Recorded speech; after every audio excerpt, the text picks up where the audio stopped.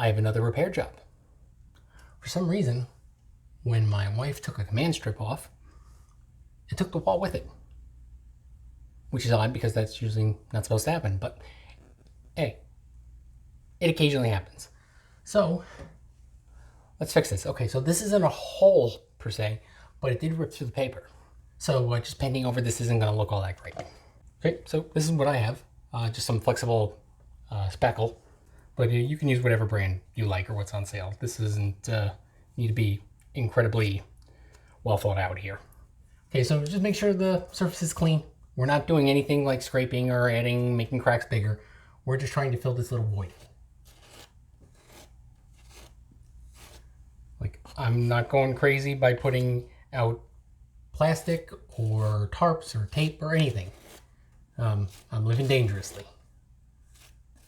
But seriously, if you can't do this with destroying your carpet, you probably shouldn't be fixing anything yourself.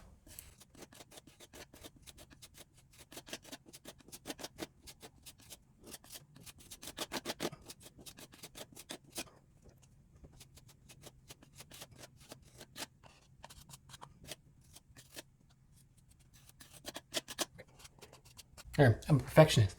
Okay, so the angle here is kind of difficult, or should I say awkward.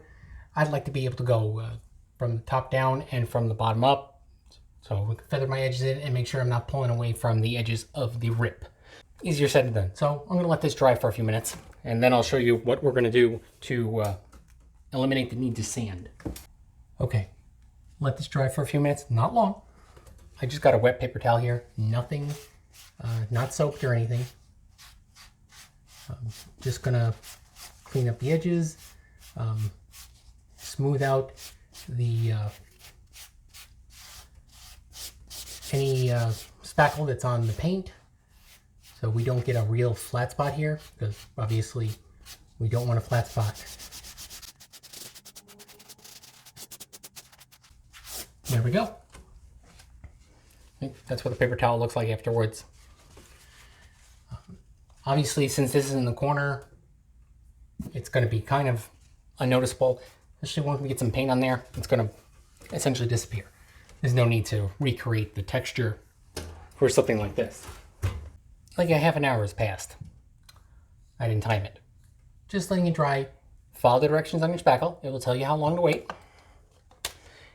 And as always, I will have affiliate links below to spackle, putty knife, paintbrush. Now, this is what I have. It's just a small color sample. This is what I use for touch-up paint. Color match, so obviously I can't give you an affiliate link for this, but I think you guys can figure out where to get touch-up paint from. I got this from Home Depot.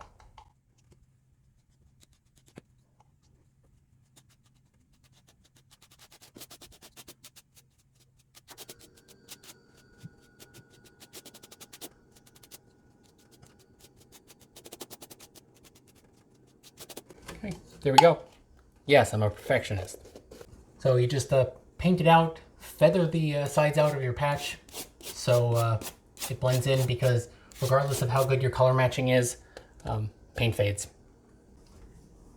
As you can see, it's already starting to fade in, and when this dries in a few hours, completely, I mean the paint dries pretty quickly, this will look great. And if you really want to know, obviously I didn't really wait a half an hour or anything between. Always follow the directions of what your plaster is or spackle says to wait. I just went and did this in 5 minutes from start to finish. I didn't even stop recording. That's why I was being a little gentle on the paintbrush. It was a stiff brush. I didn't want to ruin the spackle. But other than that, this looks great for what it's meant to do. Nothing more, nothing less. As always, my affiliate links are below. It helps me out a lot. Like, subscribe, leave a comment, and as always, stay sleepy, my friends.